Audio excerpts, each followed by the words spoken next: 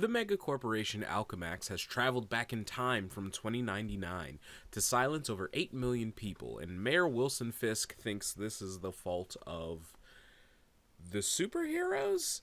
Let's talk about it. Hi, my name's the Riddler. Wrong universe, I know.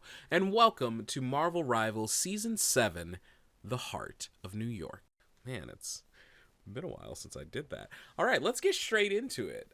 For those who need a refresher, Alchemax is essentially a surveillance state super corporation from the 2099 timeline of the Marvel Universe.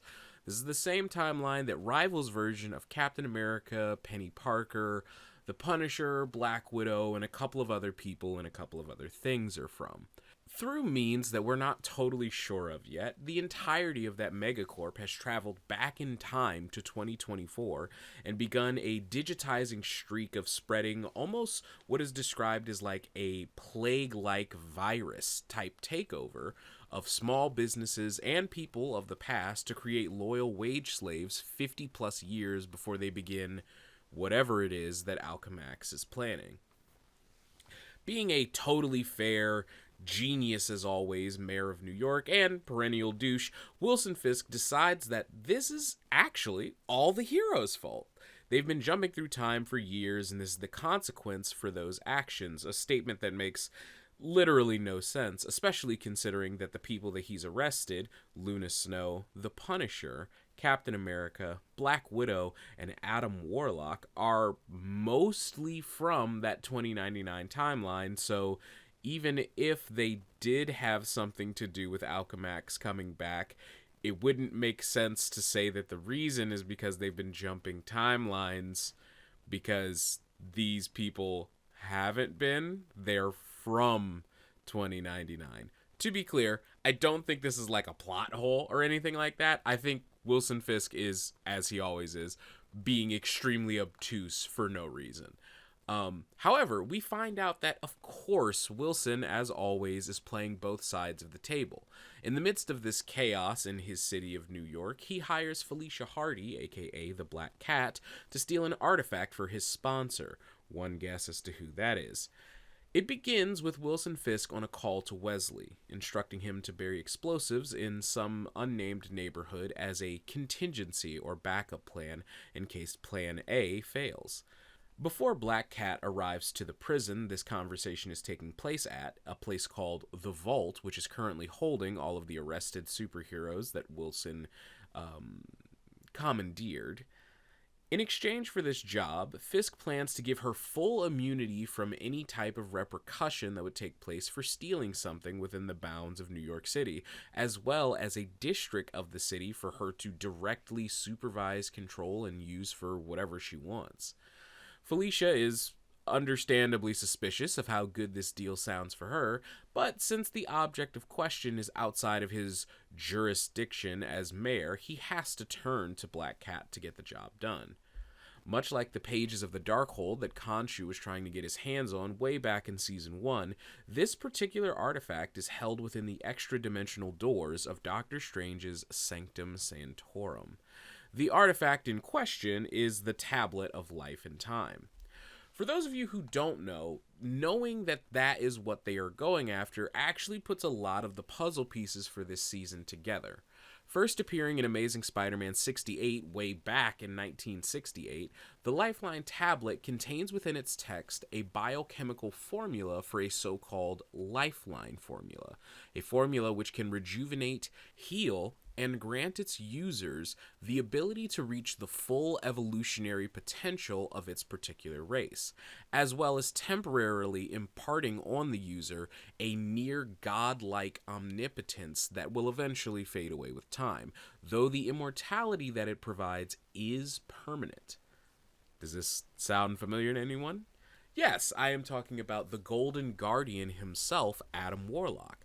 The High Evolutionary and the folks involved in the creation of Adam Warlock almost certainly drew inspiration, if not direct knowledge, from the Lifeline tablet in their experiments to create the perfect human, as the Lifeline tablet is not something that is bound to Earth specifically. It's sort of a magical artifact that has been in various places across the Marvel Universe. In the MCU, it even appears within Odin's vault, though it's likely that, like a lot of the things in MCU Odin's vault, it's probably fake.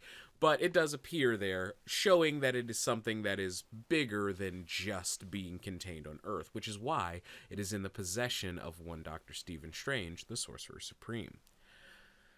This also puts a very golden piece of the puzzle together for us, because a big question I and most of Blue Sky had when the trailer for this season dropped was, why did Wilson Fisk arrest Adam Warlock, of all people? There are some silly folks who also wondered how he could have done this, but I mean, come on, folks. Adam went quietly. He just didn't want to kill all of Wilson's guards. If he's planning something with the Lifeline tablet, though, then Warlock is almost certainly a brick that needs to be in place for whatever his sponsor has going on. Arresting Captain America, Black Widow, and the Punisher makes sense. For Fisk, these are known quantities. All three of them have the super soldier serum. It is almost certain that even in the 2099 timeline, there was at one point in time a Wilson Fisk who knew and interacted with all three of these people, just like the Wilson Fisk of 2024. Him arresting Luna Snow is still a bit of a question mark. No real idea why Seon-hee caught a stray like that, but hey, who knows. The big thing, though, like I said, is him arresting Adam makes total sense if what he's going for is the Lifeline tablet.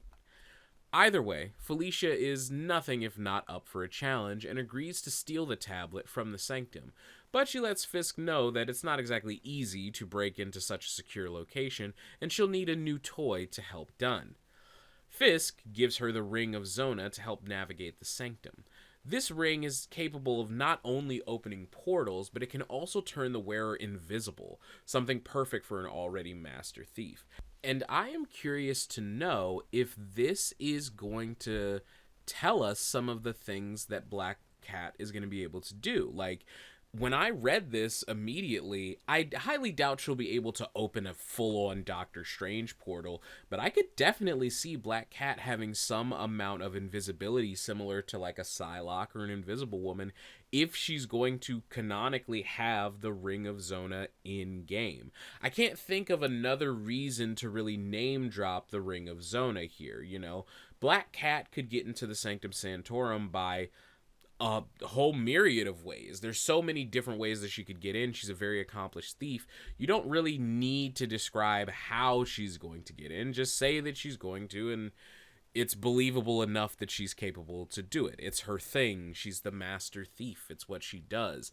But the Ring of Zona is not only a sling ring, which is the name of that device, if you're used to seeing people in the MCU do the Doctor Strange circle and open a portal, those are called sling rings. So knowing that she has a sling ring is interesting, especially since it's not a normal sling ring. It's specifically the Ring of Zona, which specifically can make people invisible. I think she's probably going to have an ability that makes her invisible. That would make sense. But to get back on track, with the Punisher, Captain America, Adam Warlock, Black Widow, and Luna Snow all under lockdown within the vault, Black Cat is poised to steal an ancient artifact for the most annoying mayor of New York since Eric Adams. But how exactly is this story going to develop? How does White Fox and the Tiger Division get mixed up into all of this? Because certainly she'll have some amount of connection to the reason that Luna Snow is here. But who exactly is Fisk's sponsor?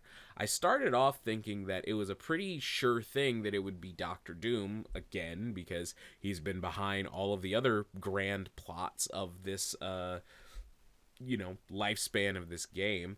But I'm starting to think that maybe it's someone a bit bigger, and we might be getting into A story thread that did not get a lot of love in the first year of Marvel Rivals, but is seeming to come back into focus. But we will talk about all of that next time. Thank you all so much for watching and joining me. Thank you for the likes, thank you for the comments, and thank you for all of the interaction. I really appreciate it. I've been gone for a while, but I'm back, gamers. Hopefully I will be able to keep up with Rivals' new content release schedule and keep these videos coming, because I know that y'all need the lore. Nobody's doing lore videos on this game anymore. Everyone fell off, so I am back to fill the void. Thank you all so much for listening, and until the next time I see you, wash your hands, drink some water, tell someone you love that you love them, and be good people.